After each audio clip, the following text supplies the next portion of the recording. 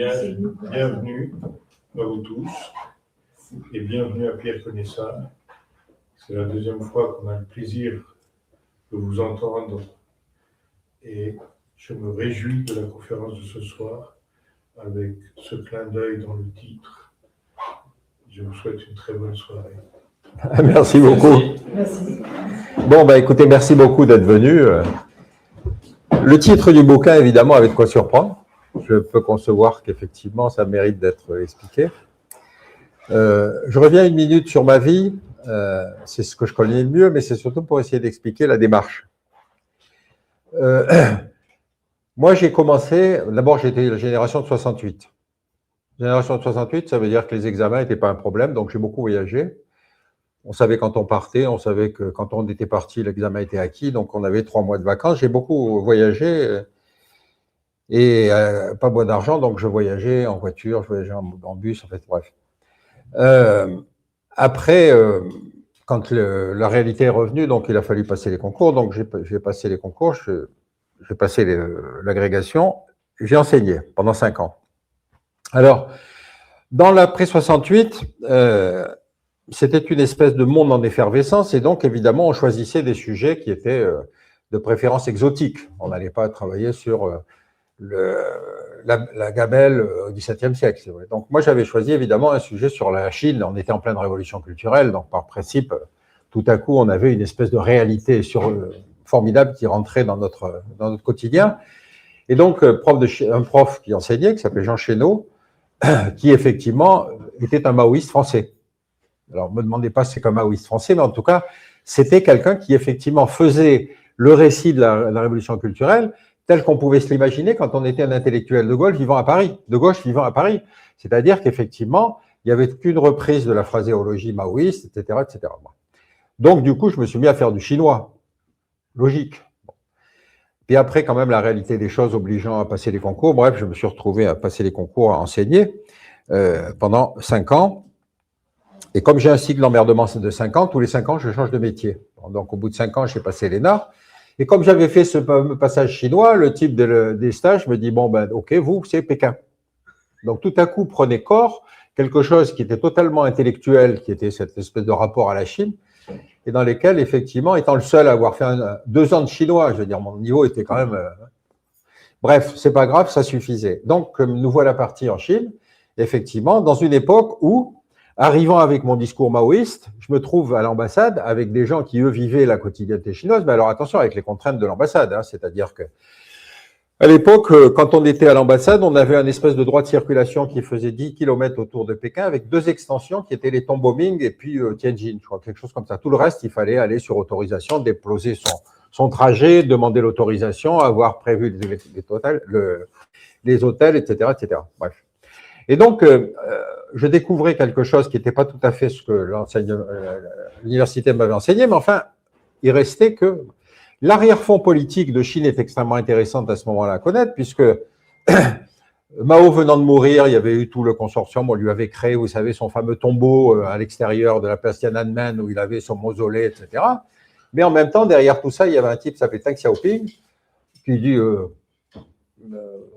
on avait nommé un type qui s'appelait Hua Kofeng, qui était une espèce de potiche, mais Deng Xiaoping se disait, bon, celui-là, on va vite s'en débarrasser. Il l'a d'ailleurs très vite fait. Et il a commencé quelque chose que personne n'avait prévu, c'est-à-dire, en fait, la transformation de la Chine communiste en système capitaliste. Il a fait toute cette révolution qu'on connaît aujourd'hui, qui fait que la Chine, aujourd'hui, est la 2e puissance économique de la planète.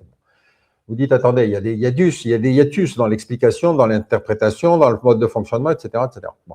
Tout ça pour vous dire que, si vous voulez, ça m'a poussé à beaucoup de modestie dans la certitude que j'avais en sortant de l'université, parce qu'évidemment, étant labellisé, normalement, il n'y a pas de problème. C'était quand même la connaissance. Bon. Et puis, ce problème du choc avec la connaissance, c'était la réalité. Alors, quand j'ai passé l'ENA, je me suis trouvé, bon, d'abord, comme j'étais mal classé, j'ai pris les tribunaux administratifs. Les tribunaux administratifs, c'est un truc très intéressant parce que c'est celui qui juge le contentieux entre un administré et l'administration. Donc, vous avez évidemment une disparité des 2 parties. Et donc, le juge est censé pouvoir annuler, si vous voulez, des décisions administratives, c'est quand même un droit très important, si un requérant prétexte que la chose est illégale, que ça lui porte un préjudice difficilement réparable, etc. Donc, c'est une procédure que je trouve tout à fait logique, tout à fait normale. Et là, j'entre dans un monde qui n'était pas le mien, qui était le monde des juristes. J'avais pas cette formation. Encore une fois, j'ai aucune formation. Mais me trouvant dans un monde de juristes, j'étais quand même obligé d'appliquer les règles.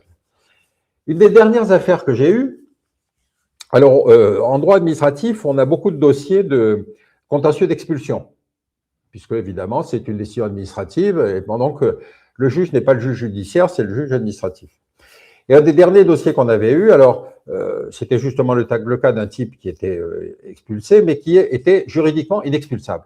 Juridiquement inexpulsable, pourquoi? Parce qu'il était père d'un enfant né en France, et on était dans la jurisprudence Mitterrand, c'est-à-dire que ça suffisait normalement pour faire qu'il soit inexpulsable. Vous êtes juge administratif, pour vous, il n'y a pas de problème juridique, puisque de toute façon, il est inexpulsable, donc on prononce le sursis, et puis 3 ans plus tard, on lui décide, parce qu'on fait 2 dossiers, un dossier pour prononcer le sursis, de façon à ce que l'application de la décision ne crée pas un préjudice difficilement réparable, et qu'ensuite on puisse annuler la décision. Bref, toujours est-il que ce type, il n'y avait pas de problème de droit. Le seul truc, c'est qu'on avait le dossier de police. On ne les avait pas toujours, mais enfin, cette fois-là, on l'avait. Et on se rendait compte que ce type, non seulement il ne s'occupait pas de son gosse, qui était son argument juridique pour ne pas être expulsé, mais en plus, il frappait son ex-femme quand il la voyait. Donc moi, j'ai dit, on ne lui crée pas un préjudice en le privant du droit de frapper sa femme. Ce n'est pas un droit constitutionnel. Et les mecs me disaient, mais non, attends, tu rigoles? Mais non, je ne rigole pas du tout.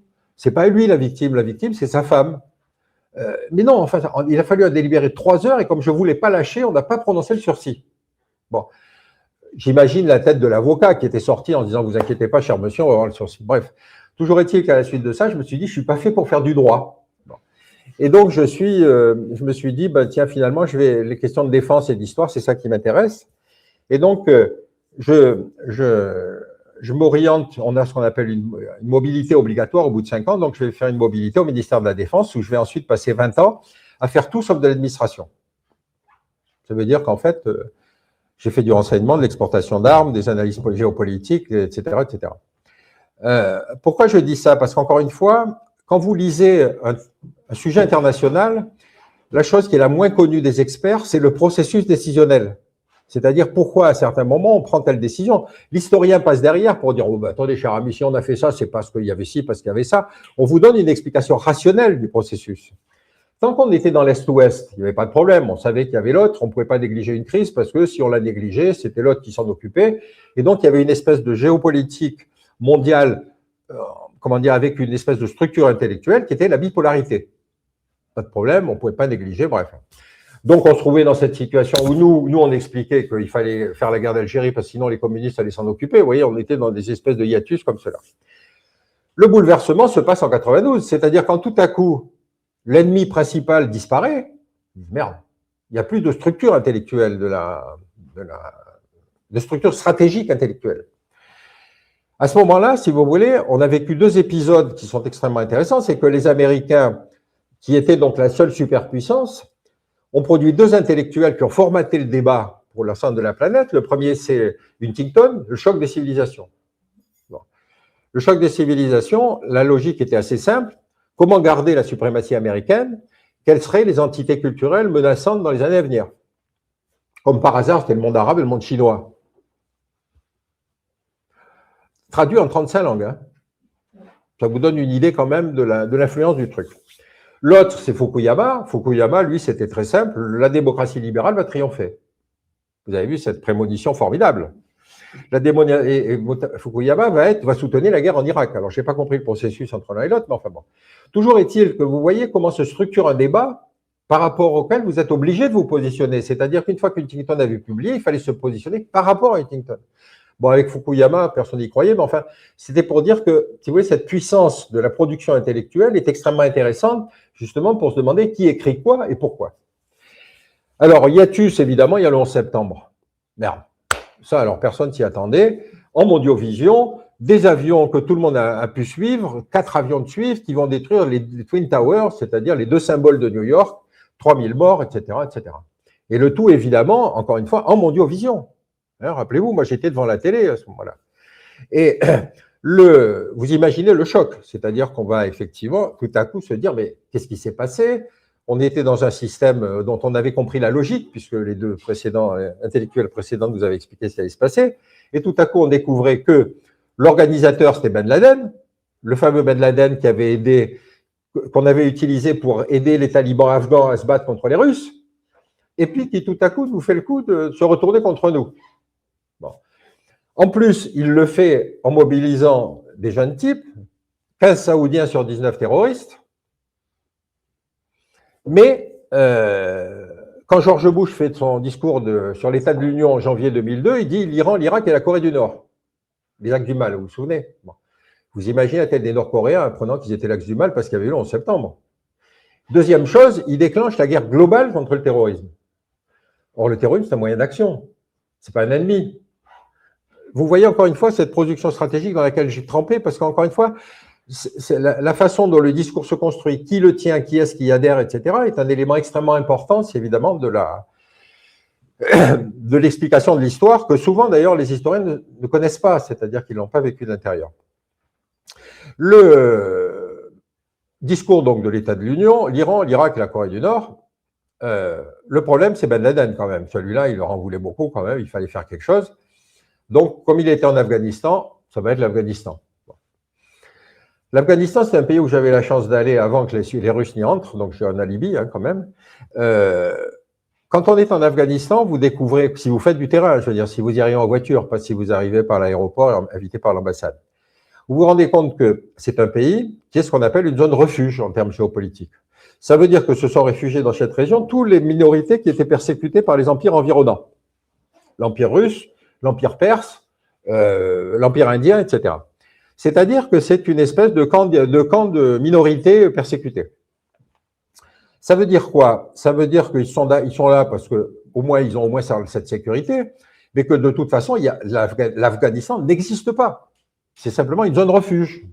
Et tout le monde se fout de la capitale, puisque chacun va prendre sa vallée, vivre sur sa culture, entretenir une forme de la martyrologie, etc., etc.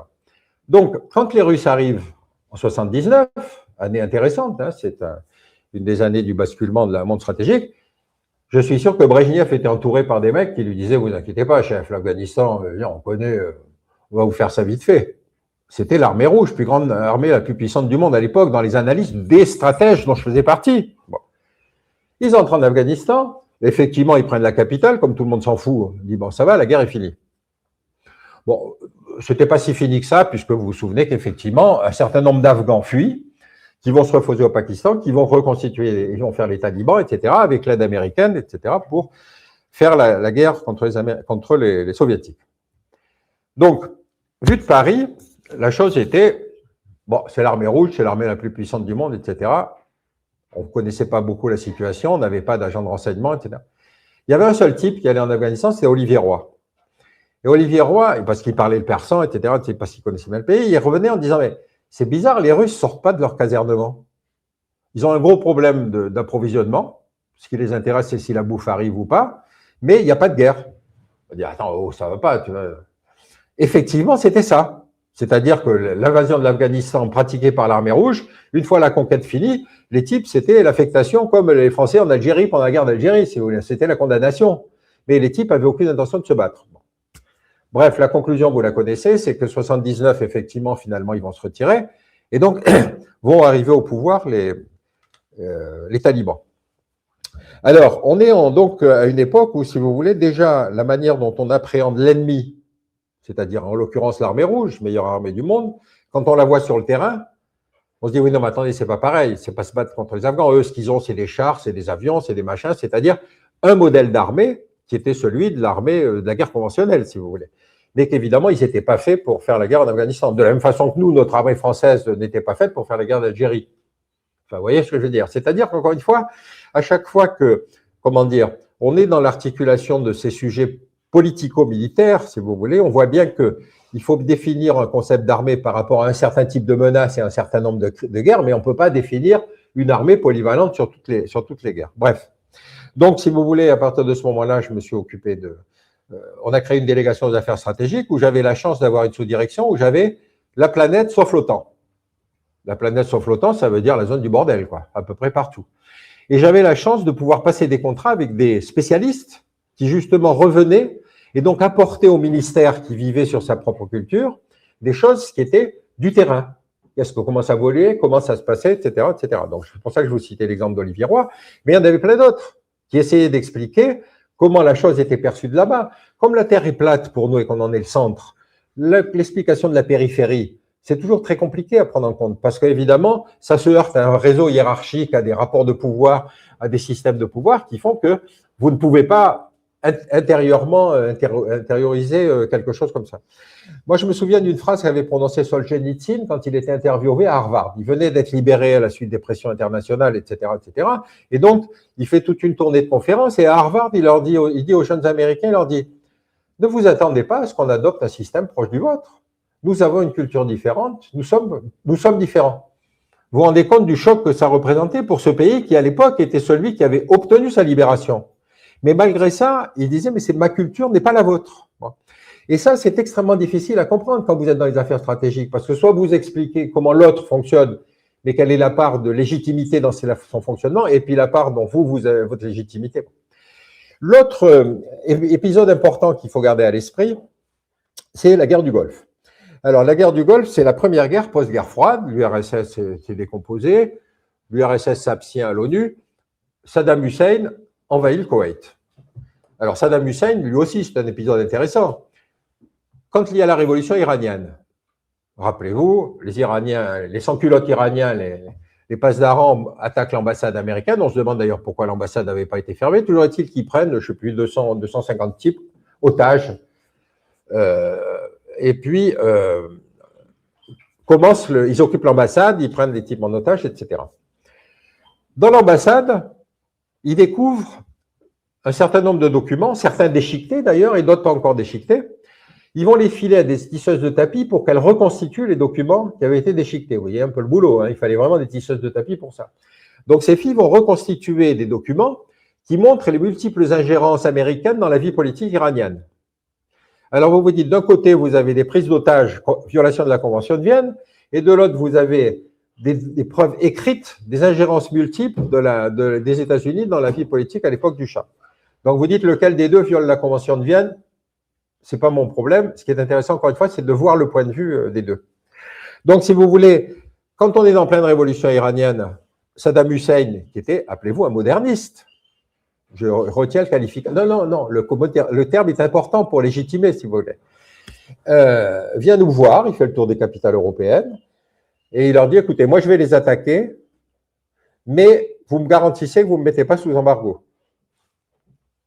On peut le comprendre, cet homme. C'est-à-dire que nous, des grandes démocraties, on va soutenir l'agresseur et on va mettre sous embargo l'agressé.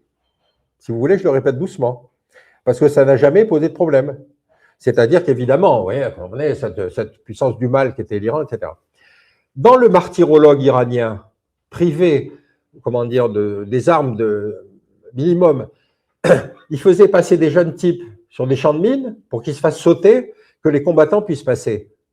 Vous voyez ce que ça veut dire? Qu'est-ce que ça crée dans le martyrologue identitaire d'un pays? C'est-à-dire, vous ne pouvez pas, au bout du compte, vous dire, mais non, mais en fait, la force du bien et la démocratie, c'est de l'autre côté, et nous, vous voyez ce que je veux dire? Donc, encore une fois, c'est ce vécu de la guerre dans sa réalité, si vous voulez, qui était effectivement un de ces points, un de ces points qu'il faut garder à l'esprit, si vous voulez, encore une fois, parce que moi, j'ai toujours abordé les crises par les victimes. Une fois que vous identifiez les victimes, vous avez déjà l'esprit beaucoup plus clair. Alors, je reviens sur l'épisode de la guerre du Golfe. Donc, Saddam Hussein avait fait la guerre contre l'Iran, 8 ans quand même, ça n'avait pas tourné vraiment comme il l'imaginait. Il avait été largement subventionné par les États de la péninsule arabique, le Conseil de coopération du Golfe, et malgré ça, ça ne marche pas. Bon. Bref, quand il est obligé de faire la paix, les autres lui disent n'oublie pas que tu nous dois beaucoup d'argent, c'est un pays pétrolier l'Irak, donc il devait pouvoir rembourser. Lui, il dit non, nous on a payé le prix du sang, il n'est pas question de le rembourser. Ils insistent, ils ont le temps d'insister, puisque finalement, vous savez, Saddam Hussein va envahir le Koweït, et donc dire, de toute façon, le Koweït, rappelez-vous, c'était une partition imposée par les Anglais à l'ancien Empire ottoman, donc de toute façon, le Koweït fait partie de l'Irak. Important ça, il faut toujours garder un argumentaire historique quand vous avez envie d'être hypocrite. Et donc, l'occupation du Koweït, vous vous souvenez, ça va être effectivement tout à coup des Irakiens qui vont s'installer là, etc., etc. Grande mobilisation internationale pour aller défendre la grande démocratie koweïtie. les Russes s'abstenant, on va donc effectivement faire cette guerre avec plusieurs caractéristiques. 35 États vont se coaliser, vous me direz pourquoi il en fallait tant, mais enfin c'est pour dire que c'était une bonne guerre, donc il valait mieux envoyer un petit chouïa, un petit quelque chose, pour montrer qu'on faisait partie de la coalition du bien. Deuxième principe, préavis de 6 mois. On lui laisse 6 mois pour effectivement quitter le Koweït, parce qu'on veut éviter le conflit. Pendant ce temps-là, commencent à naître les télévisions, l'information continue. Moi, je me souviens à l'époque, il y avait la 5 et il y avait CNN, et je rentrais des fois à midi pour écouter ce qu'ils en disaient, mais il n'y avait rien à dire, puisque la guerre était prévue pendant 6 mois. Mais ça veut dire que se crée un système qu'on connaît aujourd'hui, c'est-à-dire quand on n'a pas d'information, on crée de l'information. C'est-à-dire qu'à l'époque, vous aviez le reportage sur le contingent poldoslovaque, la femme qui s'était perdue dans le désert, etc. Mais chaque jour, si vous voulez, il y avait une espèce d'information, même si elle était futile, vile et sans aucun intérêt, qui faisait que de toute façon, il fallait que ces chaînes justifient qu'elles étaient sur place. Bref, aujourd'hui, à l'heure H, la guerre commence, mais manque de chance, elle ne dure que 120 heures. Merde, ça va pas, il y a tromperie sur la marchandise. Depuis le temps qu'on l'attend, 120 heures, ça fait 4 jours. Ça fait 4-5 jours. Il y a quand même quelque chose qui ne va pas, quoi.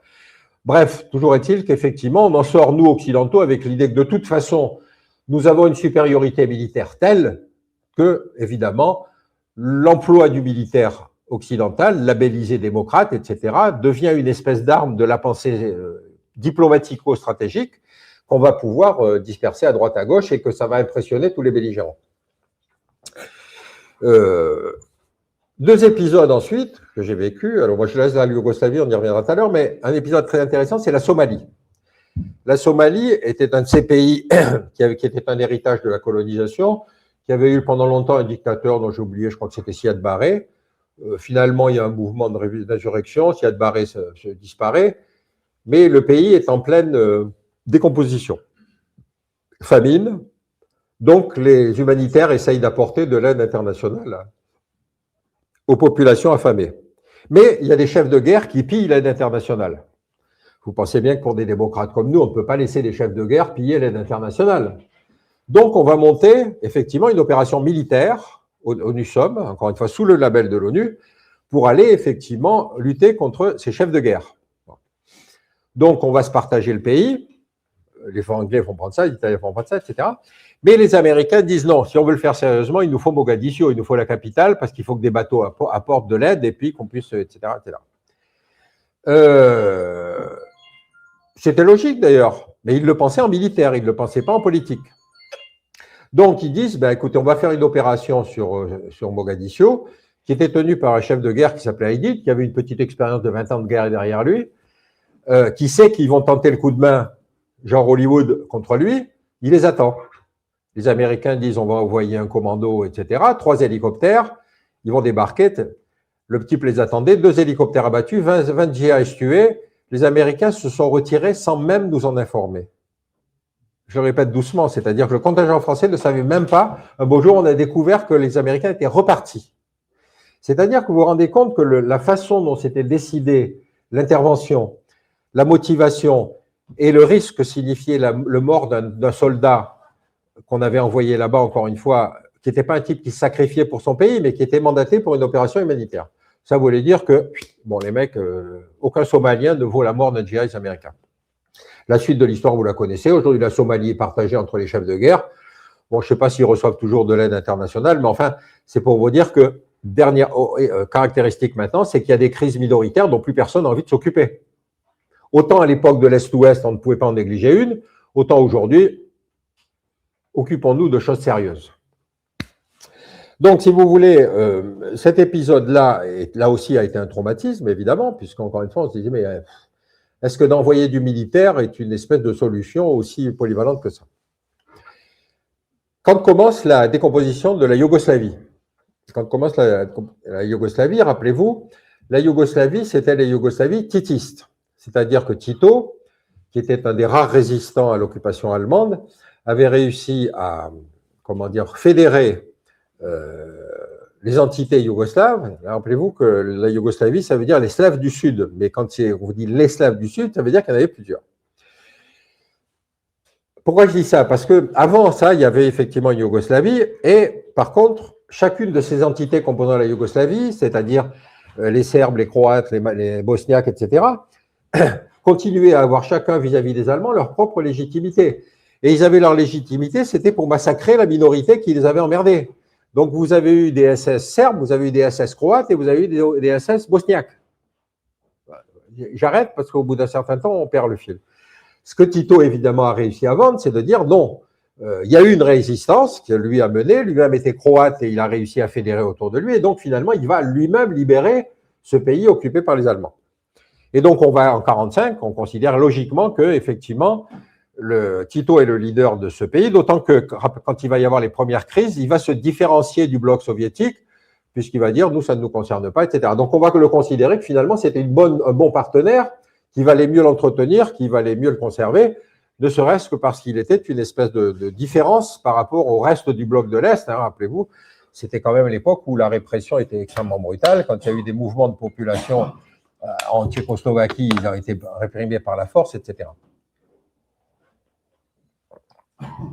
Donc, quand Tito meurt, se pose évidemment tout de suite un problème qui va lui succéder. On dit, ouais, mais Milosevic va lui succéder, etc., etc. Mais pas du tout. Les forces centrifuges avaient commencé à agir, puisque finalement, le père fondateur dont tout le monde avait peur n'existe plus. Et donc, commence cette décomposition de cette entité fédérale, dont Tito avait pris le soin de bien la décomposer administrativement pour qu'il n'y ait aucun territoire homogène. C'est-à-dire qu'il y avait des Bosniaques en Serbie, il y avait des Croates en Serbie, il y avait des Serbes en Croatie, etc., etc. Logique, c'est comme Staline quand il fait les découpages administratifs de l'URSS, pensez bien qu'il ne va pas faire des entités homogènes, il va faire des entités hétérogènes pour que Moscou garde toujours un droit d'intervention. C'est là qu'un stratège, si vous voulez, un apparatchik fonctionne. Et donc, quand le découpage éclate sur des frontières administratives, on va théoriquement considérer que c'est des frontières internationales, mais ceux qui sont dans un pays dont ils sont minoritaires mais qui se rapprochent à côté, vous connaissez la suite de l'histoire, ça va être effectivement des combats serbes, croates et bosniaques, avec cette capitale qui était Sarajevo, qu'on croyait être justement la preuve même de la fusion. Bon. Comme nous, on était convaincus que de toute façon, militairement, personne ne nous résisterait, on envoie des casques bleus français et des casques bleus anglais à Sarajevo pour mettre un peu d'ordre. Ils allaient se faire respecter, c'était évident, tout le monde. On a perdu une trentaine de types par des snipers. Vous voyez ce que je veux dire? Ça veut dire qu'on est dans un système où ces types ont été exposés à une guerre dont on ne cherchait pas à connaître la logique, mais parce qu'on pensait que notre seule présence allait calmer tout le monde. Bon. Une fois que les massacres se sont faits, quelques camps de concentration se sont faits, que les épurations ethniques se sont faites, si vous voulez, à la fin, vous connaissez la fin de la Yougoslavie, donc ça va être l'existence, la partition, si vous voulez, alors, ce qui est intéressant, c'est que la Slovénie, qui était la partie nord, qui elle était homogène, se dit, nous, la Yougoslavie, c'est fini, on s'en va, et eux, ils sont bons, ils n'ont pas eu de problème. C'est dans le reste de la Yougoslavie que se sont fait toutes ces difficultés dans lesquelles on croyait pouvoir collaborer, avec les difficultés pratiques que ça a donné. Bref, une fois qu'on a massacré un certain nombre de gens, le système a éclaté, et donc vous avez eu. Même logique en 91 avec l'éclatement du RSS. Parce qu'en URSS, il y avait à peu près 20 000 kilomètres de frontières administratives. Frontières administratives, ça voulait dire, vous pouviez passer d'Ouzbékistan au Tadjikistan, c'était une frontière interne à l'URSS. Mais tout à coup, ça explose. Ces frontières administratives deviennent des frontières internationales. Mais aucun de ces pays n'a les moyens de contrôler ces frontières internationales. Donc, vous allez avoir des pays qui vont profiter pour expulser toutes les minorités que Staline avait soigneusement réparties à droite à gauche, vous allez avoir tous ceux qui vont dire, etc., etc., etc. Là, on n'aura que 15 États nouveaux qui vont naître, vous voyez, donc c'est quand même entre les 6 ou 7 de Yougoslavie plus les 15 qui vont naître, vous voyez déjà comme on est dans un paysage géopolitique différent.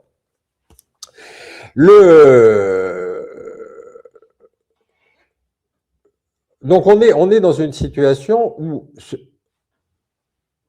on va passer après dans la phase de la décolonisation.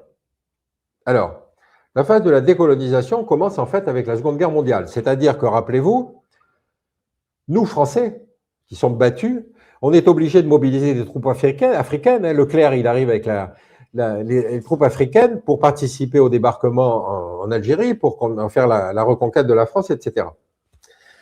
Bon, le problème, c'est qu'effectivement, on n'était pas vraiment parmi les vainqueurs. Donc, quand se passent les grandes conférences internationales, De Gaulle n'a qu'un seul souci, c'est qu'il faut qu'on retrouve notre place de grande puissance. Alors, retrouver notre place de grande puissance, ça posait plusieurs problèmes. D'abord, il fallait de la colonisation. Bon. 45, c'est les émeutes de Sétif, et c'est les émeutes au Vietnam. Comment? Ils veulent devenir indépendants, mais ça ne va pas, on a besoin des colonies. On va commencer une politique de recolonisation. C'est-à-dire que, après les émeutes de Sétif, de Colo et de Constantine, tous les Français vont dire « mais ces gens-là sont des terroristes, il faut envoyer l'armée ». Ça ne va pas se faire tout de suite, ça va se faire en 1954, mais c'est pour dire qu'il fallait recoloniser pour avoir un statut. En Indochine, c'était l'amiral d'Argentlieu, compagnon de la Libération, qui lui dit c'est simple, il suffit de bombarder Haiphong. Effectivement, on a bombardé Haiphong, mais en fait, la guerre a commencé dès 1946, etc. Donc, vous voyez, on est dans une situation où la logique du centre, c'était il nous faut les colonies parce qu'il nous faut notre statut de puissance, et la logique de la périphérie, c'était nous avons combattu et nous avons nous avons droit à quelque chose. Cette espèce de conscience du droit à quelque chose, c'est aussi l'idée qu'après tout, puisqu'on n'est pas capable d'accorder ces réformes que les colonies acceptent, on va donc entrer dans une phase de conflit, à la différence de l'Angleterre. L'Angleterre a considéré qu'elle avait supporté l'essentiel de la guerre.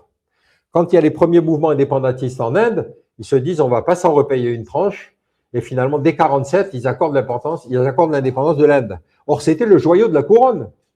Vous voyez la différence de posture. Nous, on fait la guerre de décolonisation parce qu'il nous fallait les colonies pour retrouver notre statut. Bon. Alors, parmi les épisodes les plus ignobles de cette période, donc, il fallait quand même montrer que l'armée française était une armée blanche. On n'allait pas faire circuler tous ces nègres quand même sur les Champs-Élysées. Il va y avoir une opération absolument effroyable où on va demander à des combattants africains en France de donner leurs armes à des FFI. Bon, vous savez, les FFI, il y en a eu beaucoup sur la fin surtout, hein, pour qu'on reblanchisse l'armée française. Vous voyez ce que je veux dire? C'est quand même extraordinaire comme processus.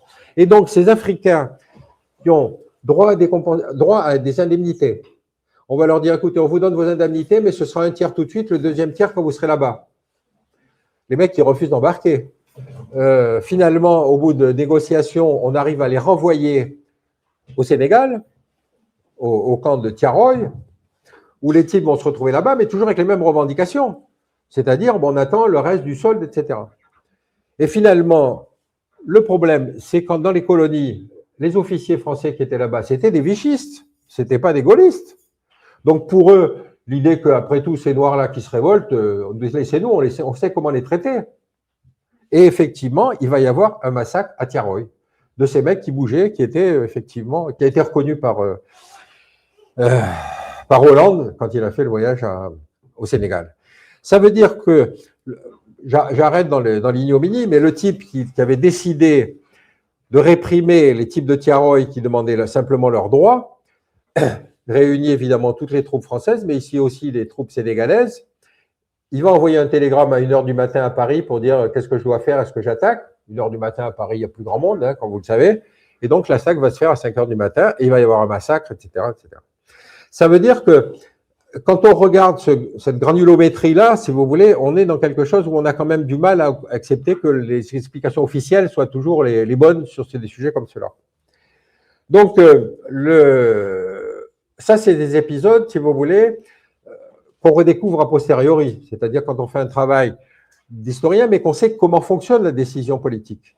Parce qu'encore une fois, après, vous pouvez toujours dire, oui, mais ces types étaient des insurgés, ils menaçaient la sécurité, etc., etc. Alors, je ne sais plus où j'en suis, mais ce n'est pas grave, je vais quand même reprendre. On est aujourd'hui dans cette situation étonnante, si vous voulez, de la situation à Gaza. Gaza, c'est quand même très intéressant parce qu'encore une fois, la création d'Israël est la première fois dans l'histoire qu'on reconnaît qu'un peuple massacré a droit à une compensation. C'est la première fois. Avant, on a fait des génocides, ce n'est pas un problème. Ils n'avaient qu'à pas être là, c'est pas grave. Deux remarques sur les génocides. Il y en a eu plusieurs. Encore une fois, tous n'ont pas donné lieu à compensation, mais pensez par exemple au génocide des Arméniens en 1915. Le génocide des Arméniens en 1915, c'est parce que vous aviez une minorité qui était dans l'est de la Turquie, pour lequel l'Empire ottoman avait peur qu'il se solidarise avec les Russes qui étaient à l'époque à la frontière, et donc ils vont massacrer des Arméniens, ils vont en déporter un certain nombre, beaucoup vont mourir, si vous voulez, dans la route de départ, etc., etc. Et une autre partie va réussir à s'enfuir à l'étranger, puisque vous avez des communautés arméniennes aujourd'hui aux États-Unis, en France, en Allemagne, etc., etc. Donc, se constitue un phénomène qui est très intéressant à étudier à travers le cas des Arméniens, c'est le rôle joué par les diasporas. Parce que ces diasporas étant des diasporas victimaires, elles vont largement entretenir le discours victimaire. Si nous sommes là, c'est parce que nous avons été massacrés, elles vont entretenir le souvenir, elles vont essayer de garder, d'obtenir réparation, d'obtenir excuses, etc., etc. C'est pas la seule diaspora, la diaspora arménienne, mais celle-là, si vous voulez, on la connaît bien, puisqu'elle a une présence en France, mais il y en a plein d'autres, si vous voulez, qui vont jouer dans cette catégorie-là, c'est-à-dire, on se structure dans un pays d'accueil, on existe en tant qu'entité, on est porteur d'une identité qui souvent fait référence à un massacre originel, et donc, jouant dans le jeu démocratique, il va falloir peser. Une de ces associations diasporiques qui est particulièrement forte, c'est l'AIPAC, l'American Israelian machin PAC Community, c'est-à-dire en fait les Juifs américains qui se sont organisés pour justement, peser au bénéfice du point de vue d'Israël, si vous voulez, dans la vie politique américaine. L'AIPAC reçoit tous les candidats à toute élection présidentielle, c'est-à-dire que tous les types doivent venir plancher devant l'AIPAC. C'est quand même assez étonnant. Si vous regardez la communauté iranienne, les finances, je cite les chiffres dans un article, ça n'a aucune commune mesure. L'AIPAC est richissime, la communauté iranienne, sur quelques millions, enfin bref, les diasporas sont devenus une espèce d'organisme, de mécanisme, si vous voulez, dans les crises internationales, qu'il est extrêmement important de garder à l'esprit, puisque effectivement, devenant des acteurs des grandes démocraties puissantes, ils vont être capables de peser dans un sens ou dans un autre.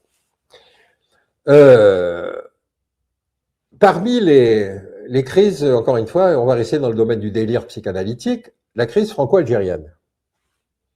Moi, je suis pied noir, je peux en parler avec d'autant plus de latitude que j'ai vécu la guerre d'Algérie de l'intérieur de milieu pied noir, pour qu'il était évident que le bienfait que l'Algérie avait apporté à ce pays ne justifiait pas que. Bon. Quand je disais sur le plateau télé au moment du 7 septembre, le massacre à Gaza, je disais faites attention. Rappelez-vous le début de la guerre d'Algérie, les massacres de Sétif et Kolo, tous les Français disaient on ne peut pas parler avec ces gens-là, c'est des terroristes, il faut envoyer l'armée. On a envoyé l'armée, c'est vrai, 8 ans plus tard, on s'est aperçu que ce n'était pas ça la solution. Donc, si vous voulez, quand vous vivez dans un milieu comme celui-là, bien évidemment, vous prenez la thèse dominante et vous êtes dans le bien fondé parce que ce sont vos parents, ce sont vos amis, c'est votre communauté, etc. Donc, on a mis beaucoup de temps à pouvoir comprendre qu'effectivement, il y avait quelque chose derrière la violence. Et évidemment, le qualificatif de terroriste suffisait à disqualifier le FLN, puisque de toute façon, dès qu'on utilisait le terme de terroriste, c'est que ça ne pouvait être qu'une mauvaise cause. Bon. La fin de l'histoire, vous la connaissez, l'OAS, des attentats faits par l'OAS, l'indépendance, le déchirement de la société française, etc., etc. Mais évidemment, on voit bien dans un cas comme celui-là que tout le processus de décolonisation a été géré différemment selon les pays. Autant l'Angleterre a dit, mais non, c'est pas la peine, ils vont faire une petite guerre, mais enfin bon, ça n'a rien à voir avec ce qu'on va faire. Nous, on va commencer une guerre de décolonisation en 1946 qui va se terminer en 1962. Il y aura quelques séquelles en Afrique, mais enfin, grosso modo, ça veut dire qu'on va prendre pratiquement 18 ans ou 20 ans de guerre, encore une fois, de décolonisation, pour des raisons de motif impérial. C'est le statut qui importait. Évidemment, il y avait la population. Rappelez-vous quand même que l'Angleterre, c'était une colonisation administrative, on allait faire carrière au truc, mais il y avait très peu d'Anglais implantés, tandis que nous, ça a été une colonisation de peuplement, c'est-à-dire qu'au contraire, arrivé en Algérie, on accueillait en Algérie beaucoup de populations qui venaient de tout le bassin méditerranéen, qui passaient par là pour devenir français. Bon, donc évidemment, les caractéristiques des crises étaient assez différentes. Donc, vous voyez, quand on est effectivement dans cette situation-là, encore une fois, il faut se poser la question de savoir comment fonctionne le mécanisme décisionnel, qui fait que dans un cas, on va avoir une chose, dans l'autre cas, on va avoir le contraire. Alors, revenons sur le cas d'Israël. Donc, effectivement, pour la première fois avec la Shoah, on va considérer que des victimes méritent effectivement compensation. Donc, comme existait depuis longtemps une des théories sionistes, si vous voulez, c'est-à-dire il faut le retour, il faut un État juif. Alors, on a longtemps hésité parce qu'il y avait l'Empire ottoman avant la guerre de 14, donc on avait imaginé de faire un État juif en Ouganda, je crois, parce que c'était colonie britannique, donc on se dit après tout, pourquoi pas, bon. Mais quand même, il y avait effectivement une pensée politique dans le sionisme qui était quand même, non, on ne peut pas se placer n'importe où, je veux dire, bon. Mais tout à coup, la question devient urgente quand on découvre l'importance des camps de concentration, de la politique d'extermination, etc., etc. Et donc, on va avoir, 1947, la création de l'État d'Israël. La création de l'État d'Israël, donc, comme je vous le disais, donc, ça va être une espèce de découpage dans une situation géopolitique où tout le Moyen-Orient est en cours de redécoupage.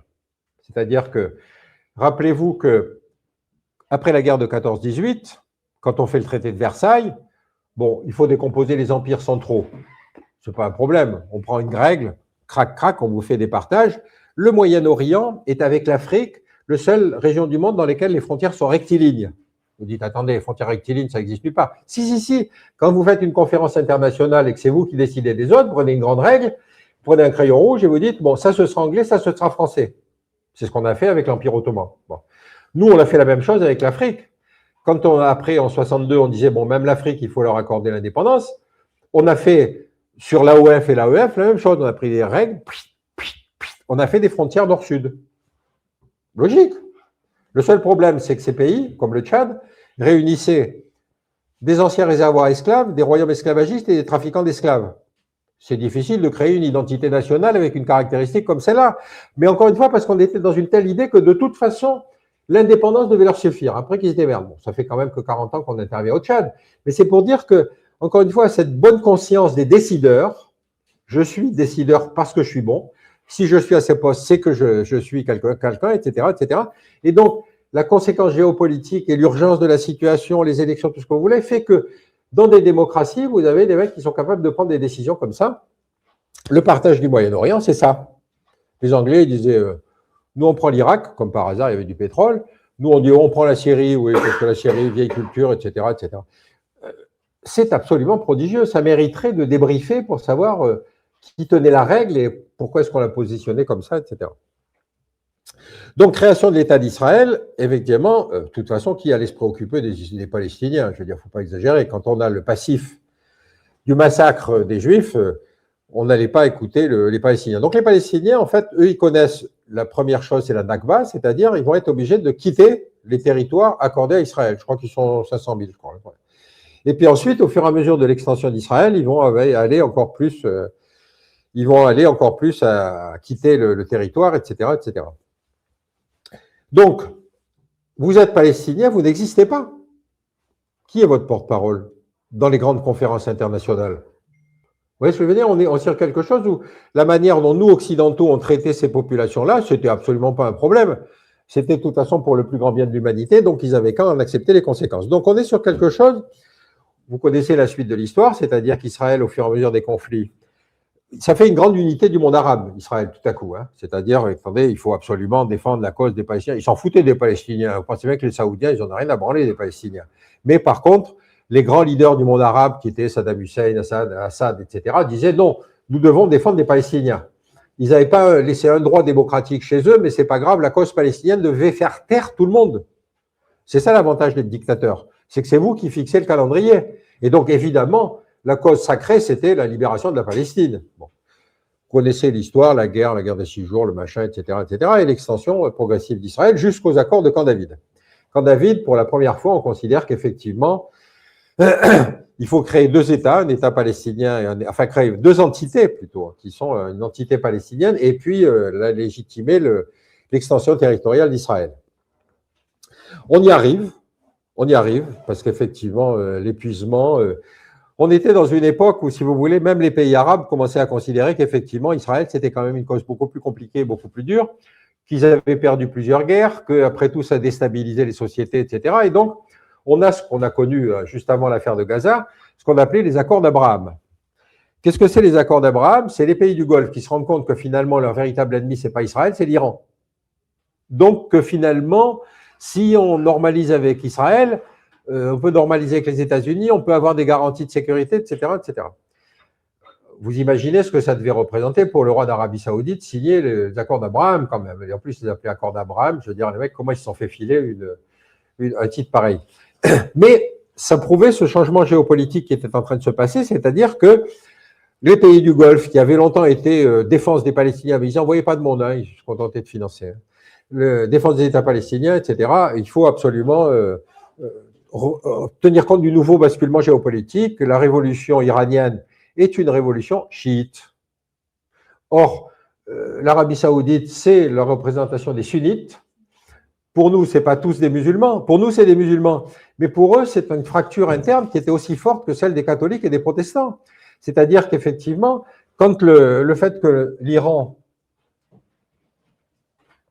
ait été le seul pays chiite pendant très longtemps et qu'il ait ensuite diffusé le chiisme, c'est une fracture dont il faut mesurer l'importance sur le plan religieux aussi forte que ce qu'a été, par exemple, la réforme pour nous. Bon. Et donc, vous avez d'un côté cette entité musulmane dans laquelle il y a une espèce de leadership moral de l'Arabie Saoudite. Mais là aussi, on est gêné parce que il y avait effectivement à la Mecque un descendant du prophète. Bon. En plein milieu de l'Arabie Saoudite, il y avait une dynastie qui s'appelait les Saouds, qui eux savaient participer à rien, c'était des nomades, ils vivaient en plein milieu du désert, etc. Mais enfin, à partir du moment où, en 1927, ils considèrent qu'après tout, l'unité de la péninsule est une unité qui mérite d'être faite, ils vont conquérir la Mecque en 1927. Alors, conquérir la Mecque, ça voulait dire chasser le shérif de la Mecque. Mais le problème des Saouds, c'est qu'ils n'ont pas la légitimité religieuse qu'avait l'autre qui se prétendait descendant du prophète. Donc, l'Arabie Saoudite a besoin d'une hiérarchie religieuse pour le soutenir politiquement. C'est-à-dire qu'ils vont structurer le salafisme en disant « mais non, la véritable identité de l'islam, c'est celle-là ». Elle est d'autant plus préservée que sortaient des mecs du désert, ils avaient été à l'égard de toutes les influences. Ils avaient vécu dans un monde complètement fermé. Rappelez-vous qu'il y a eu un empire, il y a eu une époque où le calife était ottoman. C'est pour vous dire si vraiment ils s'étaient tenus à l'écart de tout. Donc, quand les Saoudiens prennent l'Arabie Saoudite, il leur faut une légitimité religieuse s'ils veulent garder ce leadership que leur a donné la conquête de ce pays. Et donc, la hiérarchie religieuse, la dynastie n'a pas de légitimité religieuse, mais évidemment, elle va trouver sa cause dans la diffusion du salafisme un peu partout sur la planète. L'Arabie Saoudite, l'Algérie. Donc, ils vont faire appel au fournisseur principal, qui va être ils vont envoyer plutôt des gens se former dans des grandes universités islamiques, mais évidemment, ces gens-là vont revenir avec des postures assez différentes. Il y a deux universités islamiques importantes à l'époque. Il y a Al-Azhar, au Caire, qui est quand même une très vieille université religieuse avec un passé historique, etc. Et puis, il y a les Saoudiens. Et les Saoudiens, ils vont créer une université islamique à Médine, avec l'idée que, à la différence d'Al-Azhar, les mecs qui viennent chez eux, ils sont logés, nourris, blanchis. Ça aide quand même à choisir l'un camp plutôt que l'autre. Mais ces types, ils sont formés dans le salafisme. Ils ne sont pas formés dans le sunnisme avec les différentes options telles qu'ils pouvaient exister à Al-Azhar. Et donc, ces types qui reviennent en Algérie sont formés pour réislamiser l'Algérie à la version salafiste. Bon, quand on veut être poli, on appelle ça wahhabite, mais c'est juste pour respecter, pour faire comme si c'était différent. C'est des salafistes, c'est-à-dire seul le message originel ne peut être appliqué, etc., etc. Au bout de 10 ans, vous connaissez l'histoire de l'Algérie. L'histoire de l'Algérie, c'est deux caractéristiques, les militaires et les islamistes. Alors, l'histoire des militaires elle-même vaut d'être racontée parce que en 62, à la fin du plan Chal, Chal étant le dernier commandant des forces françaises en Algérie, on avait totalement hermétisé les frontières marocaines et tunisiennes, c'est-à-dire qu'il n'y avait plus d'arrivée de troupes de l'extérieur, et puis le plan Chal avait pratiquement exterminé la résistance intérieure. En 62, quand l'accord est signé, c'est les militaires de l'extérieur qui arrivent, qui s'installent à Alger et qui disent notre guerre, la guerre héroïque, etc., etc., etc. Le problème, c'est qu'ils n'ont pas la légitimité historique qu'ils prétendent. Donc, ils vont entretenir le mythe du martyr en disant « Messi, la guerre a été terrible, d'ailleurs, nous en sommes la preuve », alors qu'en fait, ils n'étaient pas ceux de l'intérieur, c'était ceux de l'intérieur qui avaient trinqué. Et deuxième chose que je vous disais, donc il faut réislamiser, donc on va faire venir des imams saoudiens. Pourquoi pas? Au bout de 10 ans, effectivement, on va avoir le hiatus de l'Algérie, c'est-à-dire la formation par ces imams saoudiens va donner naissance à une insurrection armée qui va durer 10 ans, qui va faire plusieurs centaines de milliers de morts. On n'a jamais su exactement, mais enfin, tout à coup, on a quelque chose qui n'est pas du tout la réussite du projet tel qu'il avait été défini. Deuxième caractéristique qui explique, si vous voulez, la difficulté qu'on peut avoir entre la relation franco-algérienne, c'est que l'Algérie va s'arabiser. Très bien, il y a du pétrole, très bien, mais ça n'industrialise pas. C'est-à-dire que pour des jeunes Algériens, la seule solution, c'est de venir travailler en France. Quand vous avez eu le passif de l'histoire racontée sur la guerre de décolonisation, les souffrances, le martyrologue, etc., et que vous êtes obligé d'aller dans le pays qui est théoriquement… C'est comme si on vous disait, après la guerre en Allemagne, bon, vous allez trouver du boulot en Allemagne parce qu'il n'y en a pas chez nous. Vous imaginez la difficulté intellectuelle que ça peut représenter. Bon. Et donc, ces problèmes-là n'ont jamais été résolus parce qu'on a d'un côté le discours héroïque de la Ligue de libération et de l'autre côté les Français qui disent « bon, écoutez, le monde en a marre, on n'a plus que ça, on a autre chose à faire, etc. » Mais ça n'empêche, le dialogue n'a jamais réussi à se rétablir complètement. Et donc, on est dans cette situation qu'on connaît aujourd'hui, c'est-à-dire qu'effectivement, je terminerai là-dessus, première caractéristique sur laquelle on a un peu travaillé, c'est le rôle que jouent les diasporas dans l'entretien, justement, d'un rapport de conflictualité. C'est diaspora algérienne, diaspora israélienne, etc., etc. Deuxième problème, c'est effectivement le rapport qui est en train de se transformer avec Israël, puisque avec le massacre à Gaza, la recolonisation de la Cisjordanie, vous avez aujourd'hui même des intellectuels juifs qui disent c'est inadmissible. C'est-à-dire que le front de soutien à Israël, qui était assez homogène et assez solide, est en train de se fissurer d'un peu partout. Et donc, on est en train de vivre quelque chose de très, très fondamentalement nouveau, si vous voulez, pour lequel je n'ai pas les solutions, mais on aura l'occasion de se revoir. Voilà. Merci. Alors, juste un petit mot pour le bouquin, là.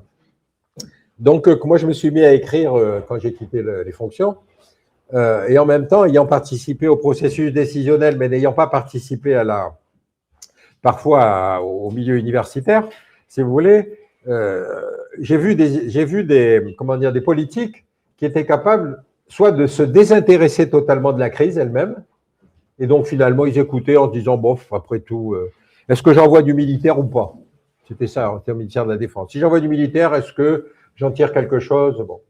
Donc vous voyez, c'était cette vécu de l'intérieur, il y avait comme ça un ministre, je ne vous citerai pas son nom par charité chrétienne.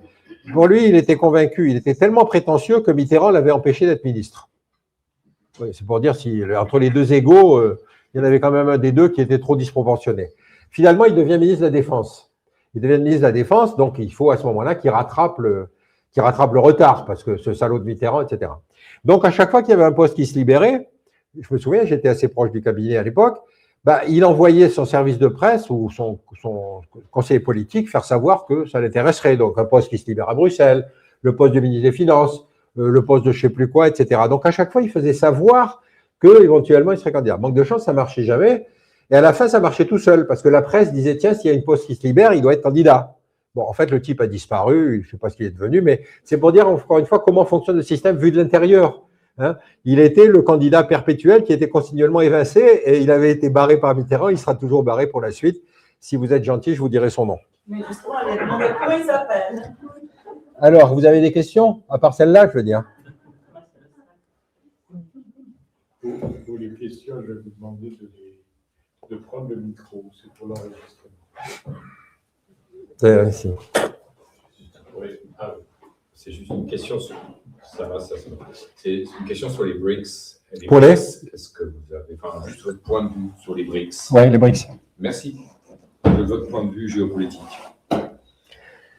C'est une question assez difficile, mais en même temps qui est extrêmement intéressante parce que,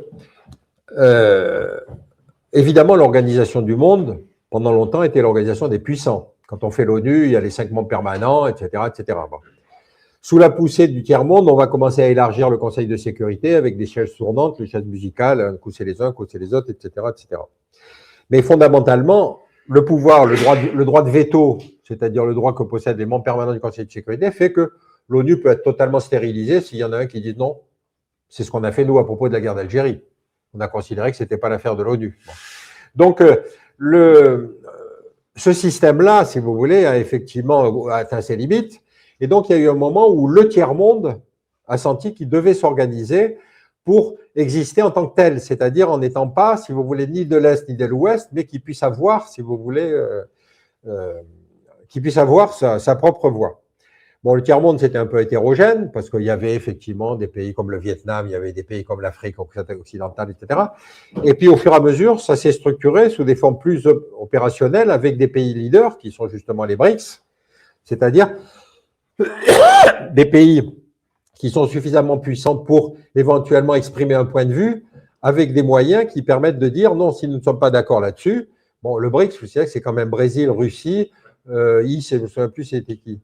Inde, oui, Chine et Afrique du Sud. Bon, c'est des joueurs de seconde division, hein, comme vous le voyez quand même. C'est-à-dire qu'on a bien quelque chose qui s'est structuré dans l'idée que ce monde qu'on croyait être celui post-90 dans lequel nous allions faire le bien de l'humanité est un monde dans lequel la réorganisation est en cours. Le tiers-monde lui-même n'a pas réussi à se structurer, en tout cas les choses étaient trop différentes, et donc vous avez des entités comme celle-là, qui sont des entités qui entendent faire prévaloir quelque chose que leurs moyens diplomatiques devraient pouvoir effectivement faire entendre leur voix. Je ne sais pas si j'ai répondu à votre question, mais...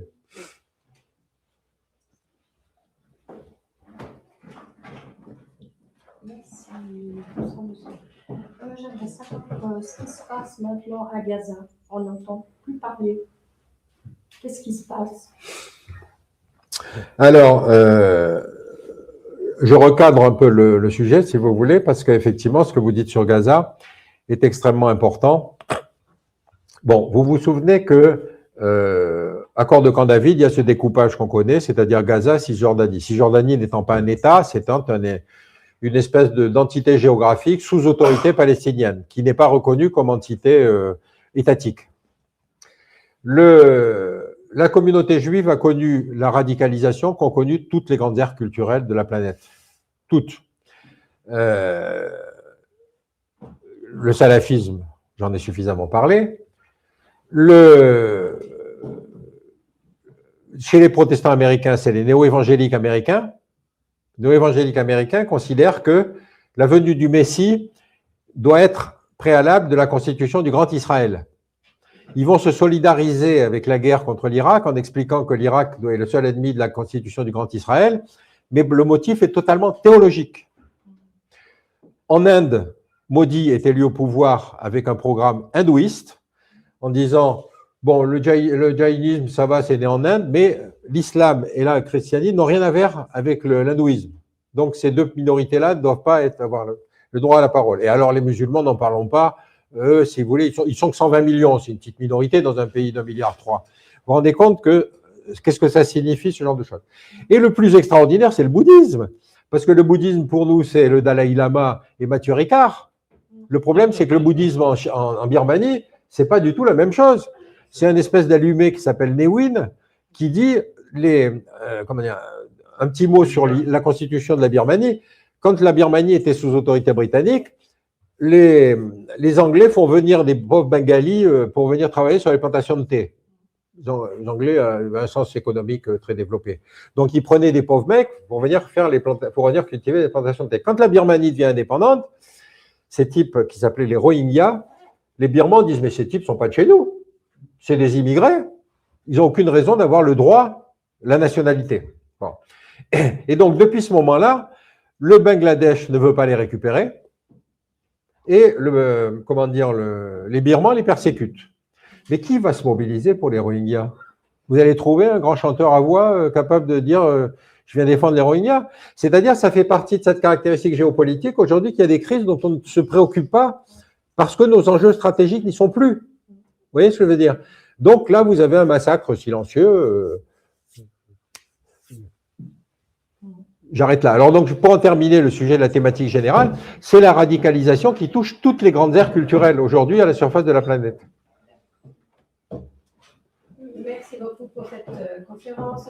Selon vous, quelle est l'issue à cette problématique au niveau d'Israël, la Palestine? Il doit y avoir quand même une fin.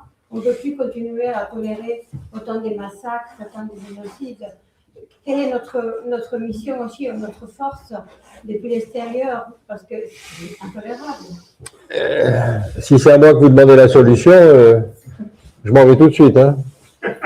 Non, mais vous voyez bien que comment dire, la situation géopolitique a considérablement transformé. Pourquoi? Parce que Israël est touché lui aussi par le radicalisme juif et Benjamin Netanyahou est un radical juif. C'est un radical, c'est-à-dire il a une vision géopolitique du Grand Israël. Bon, alors le problème du Grand Israël, c'est que si vous le prenez à la Bible, c'est du Nil à l'Euphrate. Si vous lisez, faites une lecture un peu plus limitée, c'est effectivement du Litanie jusqu'au moins.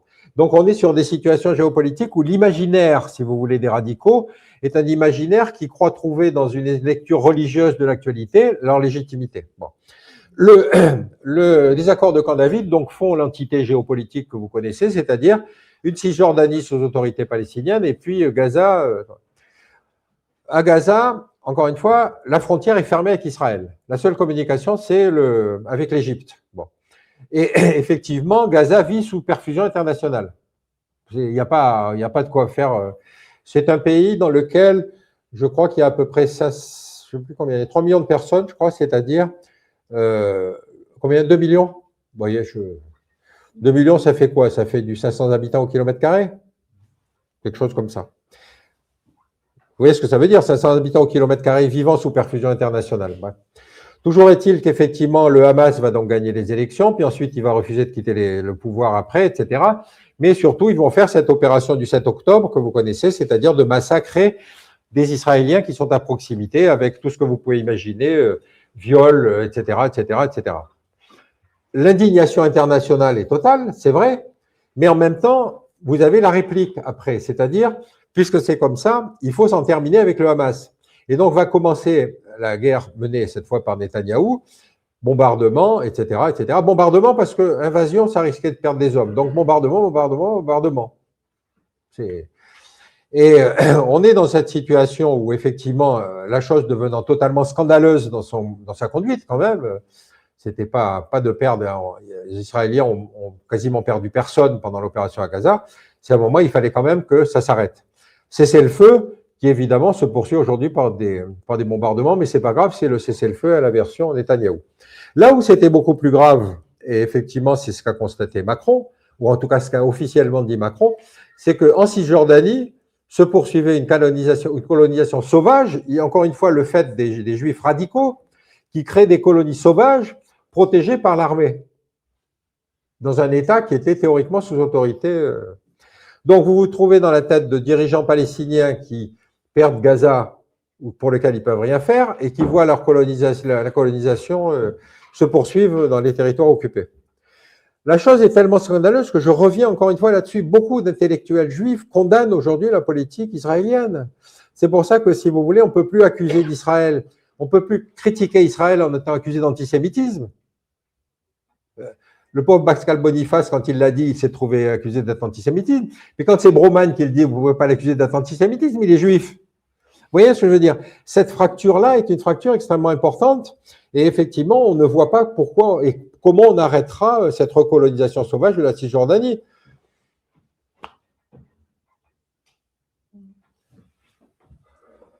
Oui. Merci pour la conférence.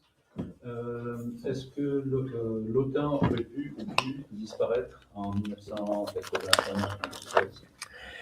Oui, votre question était d'autant plus légitime qu'effectivement, quand l'URSS se décompose, les Russes vont dissoudre le pacte de Varsovie. Et ils s'attendaient implicitement à ce qu'on fasse la même chose avec l'OTAN. Simplement, les anciens pays satellites qui avaient été colonisés par la Russie disaient non, surtout, ne dissolvez pas l'OTAN, nous, on adhère tout de suite. Et on a eu le tort de ne pas trouver une forme politico-militaire, si vous voulez, qui aurait pu s'appeler, j'en sais rien, moi, autre chose que l'OTAN, mais qui ne donne pas le sentiment aux Russes qu'ayant perdu politiquement, ils aient perdu aussi stratégiquement. Or, effectivement, vous avez bien eu en Russie des gens qui se sont dit, mais on s'est fait avoir. Alors, Rappelez-vous quand même que c'est Gorbatchev qui va être l'homme de la dissolution de l'URSS.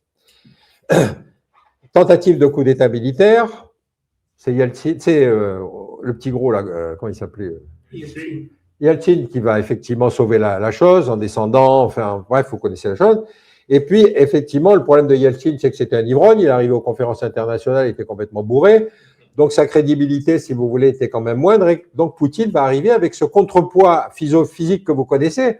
Poutine, c'est l'athlète, c'est le mec, il fait de la gymnastique, il fait du sport, etc., etc. Par rapport à l'ivrogne qui était Yeltsin, il y a effectivement l'idée qu'il y a une espèce de redressement politique en Russie. Et évidemment, bon, son projet politique n'est pas tout à fait le même que celui qu'on avait eu antérieurement. Donc le cas de l'Ukraine est très intéressant à ce titre, parce que je ne vais pas vous faire la carte des modifications de frontières de l'URSS depuis 1917, mais si j'avais une interrogation écrite, je crois que j'aurais 0. Parce que rappelez-vous qu'il y a le pacte germano-soviétique, l'Ukraine va se prendre du morceau de la Pologne, puis ensuite ils vont être obligés de la, comment dire, après-guerre, ça va translater un peu, ils vont prendre un morceau de Pologne, enfin bref, vous avez quelque chose dans lequel vous avez des entités qui sont culturellement et politiquement, ethniquement différentes. Donc, l'Ukraine aujourd'hui, la partie est de l'Ukraine est composée de russophones. Simplement, quand vous proclamez votre indépendance, vous ne commencez pas à dire oui, mais attendez, au début, c'était on va trouver des modus vivendi, puis après, quand il y a la révolution de Maïdan, on dit non, maintenant, la langue nationale, c'est l'ukrainien. Quand vous êtes dans un pays composite comme celui-là, et vous essayez au moins de dire il vaudrait mieux utiliser les deux langues, mais ce n'est pas grave, c'était une affirmation. Rappelez-vous quand même qu'une des premières décisions de l'Ukraine indépendante, c'est de considérer que l'Holodomor est une date historique. Bon, vous savez que l'Holodomor, c'est le moment où Staline va réquisitionner en Ukraine, qui est la grande terre ablée de l'URSS, toutes les ressources pour alimenter le reste de l'URSS, et donc ça va provoquer entre 15 et 20 millions de morts de famine. Bon.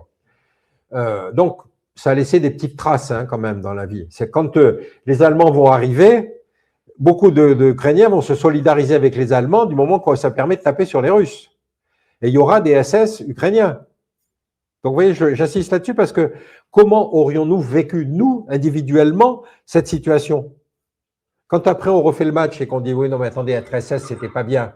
Vous voyez bien que la trajectoire individuelle de ces types, c'était d'être fondamentalement ukrainiens. Ils avaient peut-être perdu des proches dans la famine et que pour eux, les Allemands pouvaient apparaître comme des libérateurs. Donc,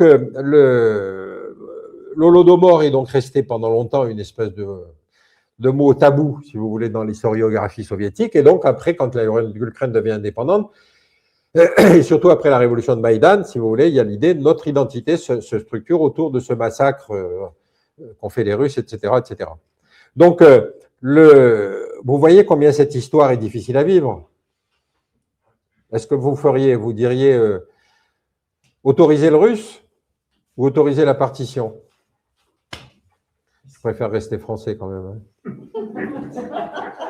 simple, ouais. C'est plus simple, ouais.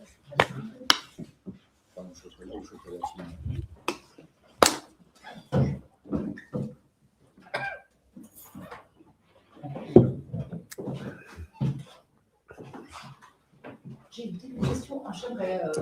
Pardon? Oui, ça marche. Ça marche.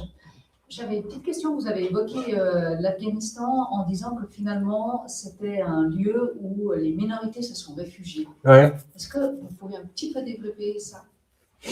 Oui, il y a un certain nombre de zones dans la planète, si vous voulez, où des espaces géopolitiques qui étaient à la croisée de plusieurs empires, si vous voulez, ont constitué des zones refuge. Celui que je connais le mieux, c'est l'Afghanistan, parce qu'encore une fois, entre l'Empire russe qui descendait vers le sud, l'Empire indien avec l'Empire indien qui effectivement essayait de monter vers le nord, l'Empire perse, si vous voulez.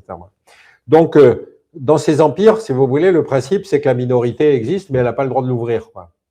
Et donc, beaucoup de ces minorités, pour des raisons de persécution, d'existence, peu importe, se sont donc réfugiées dans une zone qui était par nature une zone difficilement contrôlable, qui était une zone de montagne. L'Afghanistan, c'est effectivement une zone de montagne avec une vallée centrale. Et donc, se sont retrouvées là des minorités venant de différentes origines, qui chacune, si vous voulez, s'est gardé un morceau d'espace. On se respectait mutuellement. Celui-là était Pashtun, celui-là était machin, celui-là était ci, celui-là était ça. Et donc, ce pays était une espèce d'état vide. C'est-à-dire qu'il y avait effectivement un roi à Kaboul, mais enfin, il ne fallait pas qu'il demande grand-chose aux autres, quoi. Je ne suis même pas sûr s'il arrivait à lever des impôts. Excusez-moi, de quelle époque vous parlez? Pardon? De quelle époque vous parlez? Ben, L'Afghanistan, de quelle année? écoutez, si vous le prenez sur 3 siècles, vous arrivez à l'Afghanistan qui devient indépendant, ou en tout cas, le Zahir Shah, il a été renversé en 79. Oui, mais avant Zahir Shah, on a eu- Oui, ben, écoutez, je ne peux pas vous faire l'histoire de l'Afghanistan, d'abord parce que je ne la connais pas. Je vais pas dire, je suis désolée. Pardon? Il n'y a pas n'importe qui est arrivé en Afghanistan qu'on a fait depuis. L'Afghanistan existe depuis longtemps. Je ne suis pas historienne, mais je suis afghane. Est-ce que vous... Bon, ben alors, vous savez parfaitement qu'en Afghanistan, Je suis désolée. vous avez de multiples entités Exactement, mais on ethniques. est un peuple. Ce n'est pas n'importe qui est arrivé, qui est devenu les Afghans. Je suis désolée. Nous sommes en... Ma soeur est historienne, alors je demande à ma soeur, t'es d'accord? Ben, disons que cette ligne du Rang a quand même été dessinée par les Russes et les Anglais. Hein. Et alors? Ben, justement, c'est que les Afghans. Mais je suis assez d'accord avec vous en disant que les Shahs d'Afghanistan, ils n'avaient pas beaucoup d'influence en dehors de Kaboul et des villes. Mais moi, je suis assez au clair. C'est pour ça que je vous pose la question, parce que je suis assez au clair par rapport à l'Afghanistan à la fin du 19e siècle, avec justement le conflit, le grand jeu. Oui, le grand jeu, oui. Voilà, je suis assez au clair avec le grand jeu. Par contre, j'ai moins creusé avant. Non, mais encore une fois, le grand jeu vous prouve justement ce que je vous ai expliqué, c'est-à-dire c'est les empires qui peuplaient l'Afghanistan, c'est-à-dire qui décidaient de la ligne de séparation, qui poussaient leur minorité si elles ne vous étaient pas d'accord, etc. Moi, ce que je vous ai décrit, c'est évidemment quelque chose que j'ai vu avant l'arrivée des Soviétiques et dans lesquels, effectivement, j'ai pu constater qu'on pouvait toujours vivre à Kaboul comme si on était un occidental, mais que dès qu'on prenait la bagnole et qu'on sortait, qu'on allait dans des vallées différentes, on avait des entités différentes. Donc, vous pouvez m'expliquer que vous êtes afghan, mais vous pouvez aussi, le qualificatif afghan ne traduit pas ce qu'était la variété, la multiplicité de ce pays, qui fait qu'il est inconquérable. On ne peut pas le conquérir, l'Afghanistan. Vous voyez ce que je veux dire? C'est ça qui fait à la fois son originalité et sa faiblesse, parce qu'effectivement, ce n'est pas l'armée afghane qui va se battre contre les soviétiques, c'est la somme des Afghans, chacun avec des motivations différentes. Et en fait... Désolée de mon intervention. Non, pas du tout. Ça venait de mon cœur. Non, mais vous avez parfaitement raison. Moi, c'est un pays que j'ai beaucoup aimé, l'Afghanistan, justement. Parce qu'encore une fois, je me suis dit, nom de Dieu, quand on regarde nos cartes de géographie en France, on a l'impression qu'effectivement, le monde est parfaitement divisé, qu'il y a des couleurs différentes. D'ailleurs, ceux-là, c'est des comme ci, ceux-là, c'est comme ça. Quand vous allez sur le terrain, vous vous rendez compte que la complexité géopolitique est totalement différente et que, justement, il y a des pays... je dis, l'Afghanistan m'a fasciné à cause de ça, parce que ça existe et ça n'existe pas. Ça existe parce qu'il y a des frontières autour, mais ça n'existe pas parce que vous ne rencontrez jamais un Afghan qui ne soit qu'Afghan. Il peut être Afghan, Pashtun, Tadjik, tout ce que vous voulez. Vous voyez ce que je veux dire? Mais voilà, bon, enfin, encore une fois, mon expérience de l'Afghanistan est limitée. Hein. On arrête? Merci beaucoup, Pierre. Merci beaucoup, mesdames et messieurs. À la prochaine rencontre. Vous savez, parce que Pierre aura le train avec toi. Oui, j'ai un train, moi. Ah oui. Merci.